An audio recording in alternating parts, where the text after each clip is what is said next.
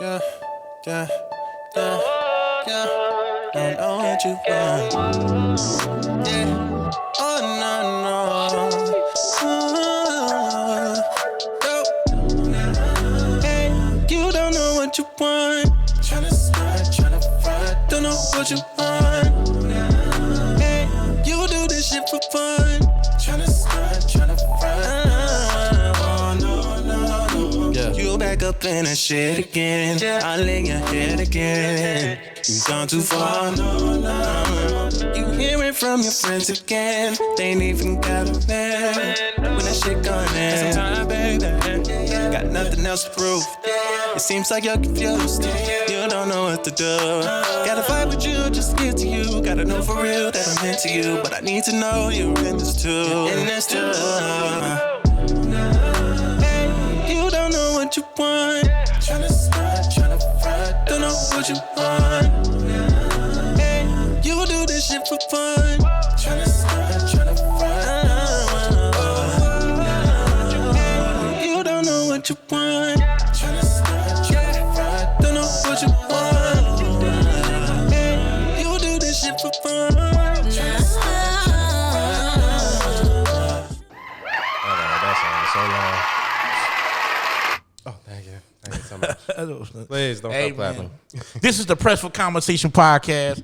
I'm your host, Mr. Layback Corey. We got a special guest in today, man.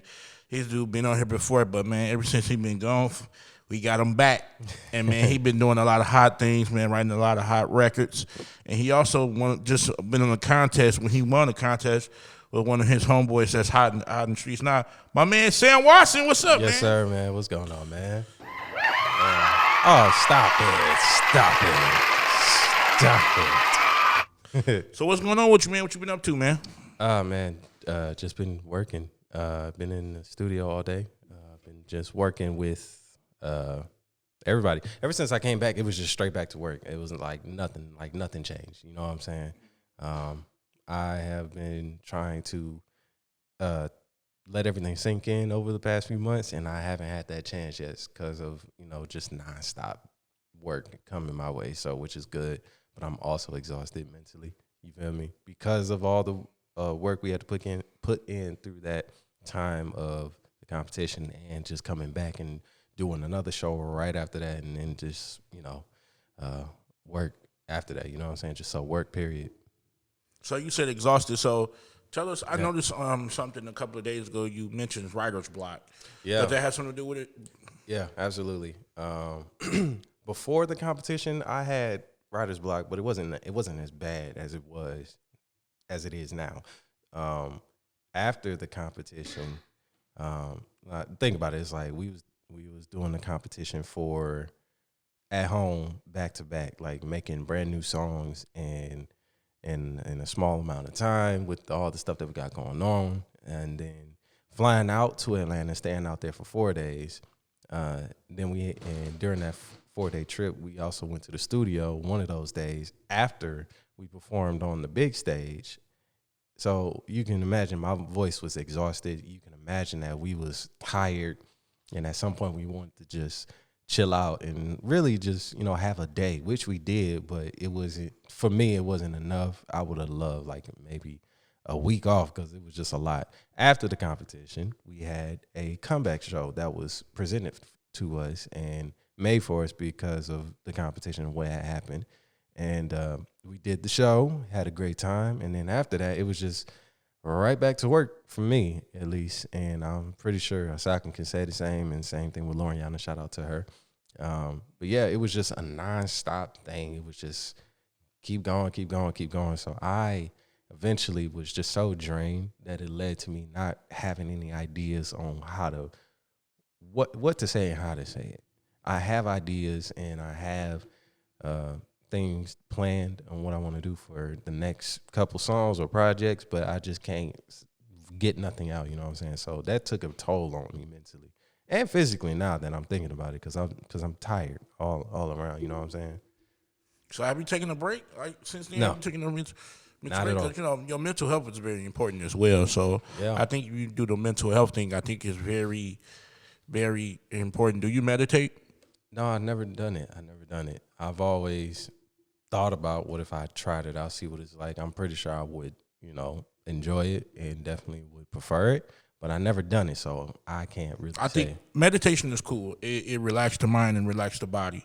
It's nourishment, spiritual nourishment for the body, especially the type of work you do because you do a lot of writing and you need a lot of creative space. So I think meditation is very important for you because it'll help you breeze through like what you're going to do, especially like writer's block. Yeah, it'll open up the creative juices, if you know what I mean. So I think meditation. I think you should try it. I think it's worth it because you're a creator, and the creative mind needs to run a lot. And and you don't just drop music. You are a music matter person. Yeah, and absolutely. And a lot of people just they don't take the time and put creation into their music, and I see you do that. You care about what vocals they singing in, what octave, all that. So you kind of need. Sometimes you need to just woosah. You know what I'm saying? And get, just meditate or just go outside and get some fresh air and just.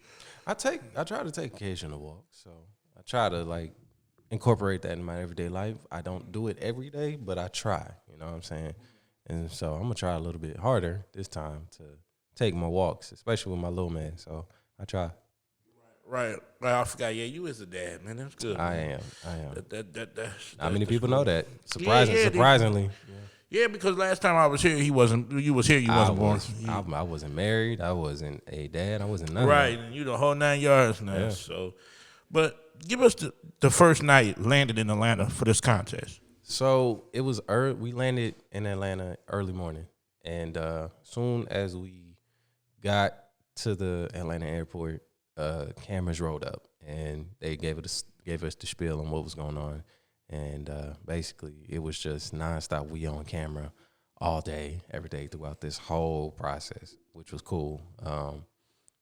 We didn't even get a chance to get to the hotel first. My initial plan before they hit us up with the cameras and everything, what we was gonna do, I was hoping that we go to the hotel, change, take a shower, take a nap, and then do all the activities that we need to do. But no, they said, yo, we rolling out with cameras, and we already got a little agenda for you guys, so we can just get some, filming on, you know what I'm saying? They put us on a big-ass Ferris wheel in downtown Atlanta. We went to a Waffle House out there. Mind you, they pulled up in a limo. So we in a limo, and we pulled up to a Waffle House in a big old limo, and every person that worked there was just like, who is that? Like, who is that? Who is that? And we just peeped. We was just like, oh, this is funny. This is cool. But the last thing I want to do is be obvious that I am in a big ass limo. But hey, it was cool. It was fun. And that was basically the first day. I don't think we saw Pain until the very day of the final round of the competition. And what day was that? That had to be the very next day. I think the very next day was the final round. So did you guys get any sleep during that time? I know y'all was up. We didn't get any sleep until at the end of the day. It was just an ongoing thing. I can't remember what else we did outside of that. I just know we did a lot. Did y'all sign autographs and stuff? You know what? We actually did at the Waffle House. We had a waitress that was waiting that was serving us, and she was cool. And she was just wanting to get our autographs in advance. She was like, yo, I just want to have this in advance and take pictures and let them know that, hey, I was with these guys before they blew up. You know what I'm saying? So that was my first time doing an autograph for somebody. Now, do you get a lot of phone calls? Because I know you they say a jack of all trades, but a master in one. But you like a master of all the music things and in the jack of trades or whatever they say. But it's like reverse. Mm-hmm. So do you get called more to do features or write records? I get called to do more writing than features. Even if it's just writing, producing, or just recording in general. As far as features, I get those too, but I definitely get more requests to write or produce or record people. You know what I'm saying? Man, tell me something. What if one day you went home and there's one of them days you're super tired, but you get a phone call from a celebrity, any celebrity, like, hey, Sam, this is me while they speak. I wonder how that day gonna go for you. You can be like, we need you to work on this project for me. how would you? I know you probably gonna be very hysterical. That if they talking about they need that today, like I don't know if I'm like really tired to the point where I can't function like that, I will respectfully decline and let them know that as much as I would like to be part of the part of the vibes, I can't. But my thing is, are you ready for that? Because Yeah. it might be. They say all money ain't good money. Yeah. But who don't want to get paid for their craft? Like if it's a big artist, they need the song. They record got their album got to be done by next week. But here's the thing, like you don't have to say yes to every opportunity that comes your way. You know what I'm saying? Like if you need time to, just chill out and relax your mind and everything, and you got a whole bunch of stuff around it that you would like to do but can't do because of that, don't do it. Me personally, I used to be a yes man to a lot of things. I used to say yes to a lot of opportunities my way. I had to learn I had to learn to say no a lot more than yes, you know what I'm saying? Because that can really take a toll on you. Like overwhelming yourself with a lot of work in a small amount of time can really take a toll on you. Yeah, I agree. So the reason why I asked, because I remember I had pocket dialed your number 1:00 in the morning, and I was like, "Dang, I wonder can he help me work on my new album." My new album's coming out. Oh, you gonna laugh? See, I tell you, man, this go on. I ain't do shit. But well, you know what I'm saying. You know what I'm saying. 1:00 in the morning is what I'm chuckling. You know what I'm saying. You can help me work on my new album. You know what I'm saying. I need a song written for me. And I'm working on my new piece. It's gonna be coming out pretty soon. So I gotta have Sam Watson on the record, ladies and gentlemen. This dude, he writes songs in his sleep. You know what I'm saying? So I need this guy on the record. You know what I'm saying? So if I call you 1:00 in the morning, you don't see you don't get up. I'm usually up that late because I'm on the game, and I usually don't have time to get on the game all day because I'm, watching my son or working every day. So I usually be on the game around that time, so I can just relax and then go to sleep. So you might get lucky. And I might answer the phone and be like, "What's going on?" You know what I'm saying? Yeah, I mean, but well, he a trip, man. Yeah, I'm just being honest. This my guy. So if you had an opportunity to write for who, that's hot out in the music charts. Now, who would it be? Right for? Can I rephrase it and say right with? Yeah, you can do it. I say, if I had a chance, there's so many people. I would try to see if I could get an opportunity to write with my my number one inspirational artist, L.A., ELHAE. Everybody gets that's confused. But L.A., Tone Stez, Billie Eilish, T-Pain. I don't know if I said Tank already. If I did, I said Tank. I didn't say Tank. Tank. So many people. Jacob Lattimore, Trevor Jackson, Ari Lennox, J. Cole, big names. Let's start small names now. Corey. Corey. Yeah.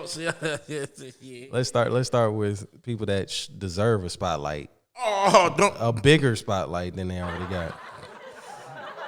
Leon Thomas. They ain't nothing joking. I ain't joking.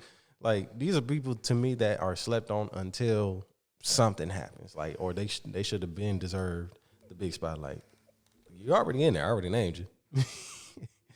You know what I'm saying? Like, I would just start off with those people. Just like major name Billie Eilish.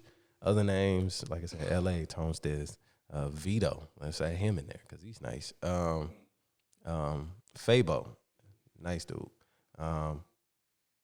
If I'm going for females, like I said, Ari Lennox, Sierra, anybody I can think of at the top of my head right now. So all the people you name, where does Sam Watts music rank in that category with those people? As far as like best music, best writer, that's real vague. Mm-hmm. When it comes to me ranking myself with all those other people, I put LA and Tank and Tone Stith and all them people like top 5, top 3, because to me they're top tier, good writers and singers at that, and their production is crazy. So I would put myself top 20. I probably put myself like 20, like the 20th spot under the other 19 names under that, because I still got a lot more to do as far as just trying to discover what else I want to do as far as my sounds. Like, I know what I want to do and I know how I want to do it. But to me, I'm always going to be hard on myself. I'm going to push myself to want to be at the 10th spot now, or make myself at the 5th spot. I never want to make myself the number 1 spot, because I think that's too much pressure. But even if I was at the number 1 spot, I'd be grateful. You know what I'm saying? I had an artist on here, the name of Detroit Diamond. Love her. Have you ever thought about working with her in the future? No, I'm not saying that in the sense of like, nah, hell no, or nothing like that. It's just, I've always seen Detroit Diamond's posts and everything that's going on social media, everything that she did with Rhythm and Flow. I hope that's the right name of the show. But it never crossed my mind to be like, I want to work with her, or I wonder if I hit her up, she gonna see if she want to work with me. It just never crossed my mind. Would I be open to the idea if it presented itself? Absolutely. I don't know her I don't think I met her personally, or I never talked to her personally either. But she's like you. She's very both of you are very open minded. Sisters. I look at her as like a little sis, like sisters. She's very open minded. She seemed like a cool. She very person, man, very. And I hope you got both of you have great music. And I appreciate you for taking your time out to come up here and help me with my journey. Just I'm helping with, just share your brand, because a lot of people don't understand how Sam Watson, he really writes music. And he cares about your music. Any R&B artists or songwriters that just want advice, and you can get it from Sam. Sam is he's really open minded. He's willing to work, but he's not willing to waste work. Oh my God! Say that one more time. Willing to work, he's not willing to waste work. So. Oh my God! Yeah, I would love to go on a rant, but I ain't gonna do it. You said it. Well, we about to right now. Well, so what happened? So what? I noticed you do songs with certain artists, and they don't put the song out right away until like next year. Like who? I'm not gonna say no names, but I ain't gonna say no names. This ain't RB Money Podcast. I ain't gonna say no names. I ain't gonna say no names. You know what I'm saying? But the artist is hot. And one artist you work with, he just put a song. He just put an album out. So it's not him. Let's start with a V. I don't want to mess his name up. Yeah. But you say it for me. Von Swell. There you go. Yeah. See, I don't want to mention Von Swell. Yeah. Him and Ken dropped a single. Yeah. But Von Swell, have you worked on that? Have you worked on his album, the one he just put out? Yeah, I worked on that whole project. Yeah. Really? Yeah. The whole John. That song Blue Flames is nice. Blue Flames is really nice. That's a nice record. I remember the day. And that Jade nice too. I like Jade. Jade is nice too. Yeah, I remember the day he came to.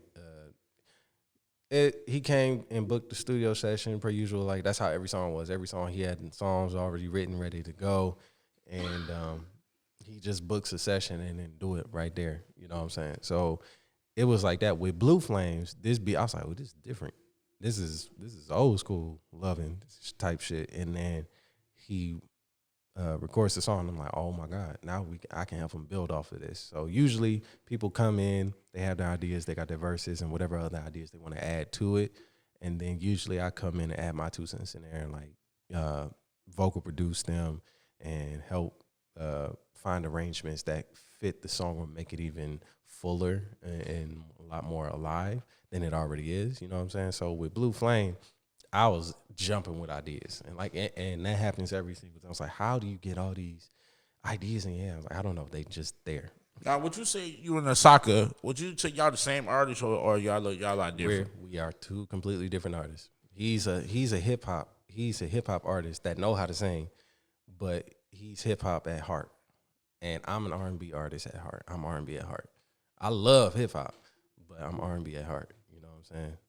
But besides Sam Watson, who was your favorite singer? Besides me, like I said, like I mentioned earlier, Tank, L.A., Tone Stith, Vito, people that don't really make music but can sing their butt off, Avery Wilson, what is his name? It's gonna come to me. But yeah, people like that. I like old school voices. I like David Ruffin specifically when he was solo. I like Eddie Kendricks when he was solo. Paul Williams. I like all the temps, but really Detroit natives, yep. Detroit native, Stevie Wonder, Michael Jackson to be. Did you like Smokey Robinson? Yeah, I grew to like Smokey later on. I didn't listen to him back then. I was a Temptations head, Stevie head. I was just pure Stevie and Temptations all day. Eventually, I started tapping into other Motown artists and like Smokey. And Smokey to me is like, yeah, he's nice. He's a great writer. He knows how to make a song and make it last forever. So I can see you doing the record for Mariah Carey. that's going to be a challenge. She is a challenge. I see that as a challenge because what else can Mariah say that she hasn't already said? You know what I'm saying? Like that to me is like, okay, we got to think outside the box here. Maybe we're going to do something more sensual, more maturer. Or maybe she can go to the hip hop side, make a R&B hip hop record. And she done it. She's done it.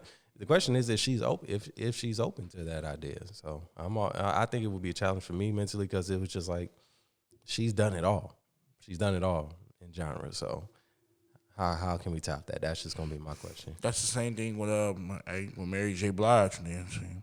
Mary J. She's just consistent in music. She put out an album last year, and I think she put one out this year, if I'm not mistaken. I could be wrong, but I know she put one out last year. How many records does Sam Watson have that's been recorded, mixed, and not dropped yet? By me? Your name's Sam Watson. I'm just making sure because Sam the artist or Sam the engineer? Well, okay, let me be more appropriate. More Sam the artist. Sam the artist. I think I have now at least over 30 songs. I don't really carry that many songs in my vault. Usually I give them away or I put them out myself. You know what I'm saying? So, but really, yeah, like 30. It might be 40 if I'm being honest. If I check the catalog. How many songs you have written as a writer? Written as a writer, that I would estimate over just for me alone or for other people? For other people. For other people? Ooh, that's a good one. I'm gonna just say roughly over 200 songs, period. 200 records? Yeah, over the course of 10 years, over the course of 12 years now, I would say over 200 records. Yeah. Okay. Yeah. You know who I can see yourself working with too? Mario. That would be hard. That would be dope. And he can sing his ass off, so I can. If people that work with me know me, I would definitely make these people sing outside the box or in the box or everywhere. Just throw ideas at them. Yeah, that would be hard. So what is besides take us? How was it meeting T-Pain at the contest? Man, Pain is a cool, genuine guy. He is a goofy at heart, and he is an artist at heart. He is the whole spiel, the whole bag. Like, he is a producer. He is that engineer. He is the guy. He is the writer. He is just that person. It's like we all got that one friend. You walk into a room and you see your friend come through. It's just like, hey, you know what I'm saying? Just bring positivity and good energy y'all way every single time they come through. That's Pain to me. And Pain is a genuine, like I said, he's a genuine dude. He's really cool. Right. I can tell by I like a lot of his records. So after the contest, at the Osaka, I think he won. Yeah. You guys won, and I know you was one down there as the writer, producer, like you always do. Yeah. Background. Yeah. Can you have at least a little sit down with T-Pain and talk about working on future projects? Or that's we never talked about.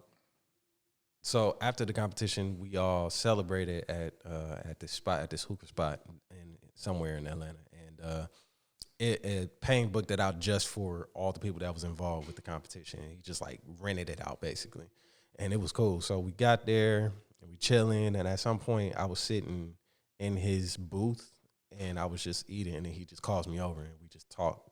and he basically just said, "Man, yo, you are dope, and like we're gonna work."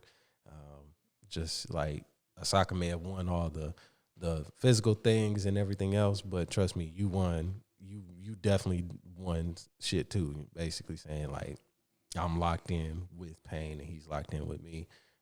That was just a nice confirmation to hear from him.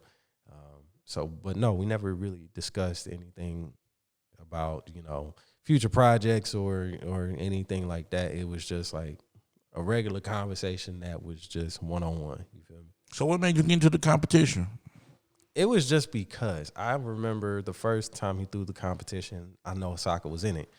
And it was just Asaka that I know that was in the competition. And then 2 years later he throws it again. And Asaka said, "Yo, I made it to the competition again." Cool. And so at some point I just said, "F it, I'm gonna try it." That was it. It wasn't like, "Yo, Sam, you need to do it. You need to try it." Nobody didn't convince me or anything or tell me, "Yo, Sam, do it." I just said, "F it. I'm just gonna send the song in and see what happens." And that's how I go. So what's next for Sam Watson? What's next as a writer, producer, all of the above? What's next for you?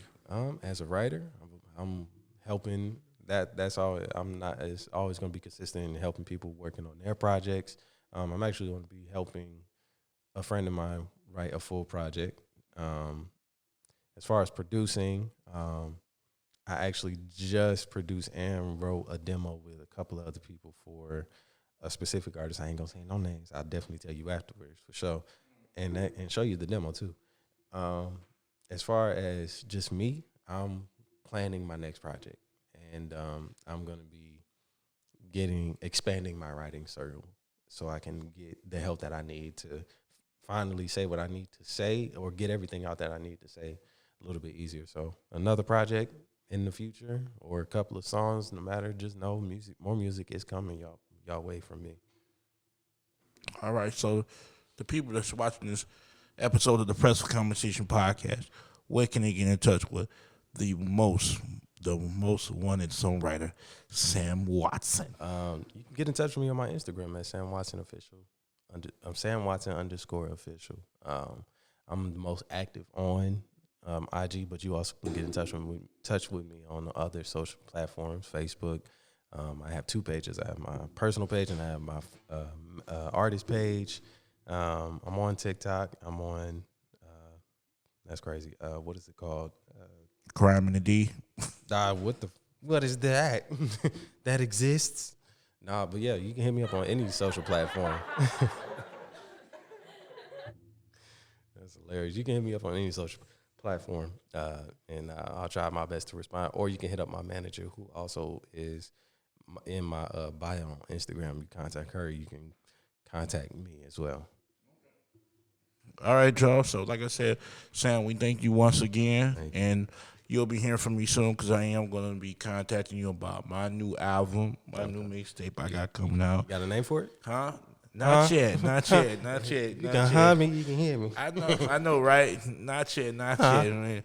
I thought about it. Big Boys Need Love Too. That's the name. That's the mixtape. Big Boys Need Love Too. That's actually not a bad name, if I'm being honest. No, it's not. It's not. That's not bad at all. My stage name, Darian, be quiet. My stage name is gonna be Corey Famous. That's gonna be my name. You know what I'm saying? Don't y'all hate you. Y'all some player haters, but we ain't worried about that. But Sam, I need 2 albums out of you. You know what I'm saying? 2 albums. Yeah, and guess what? If we got a deal, if I go platinum, my boy Darian, he owe me 10 Drew Hills, man.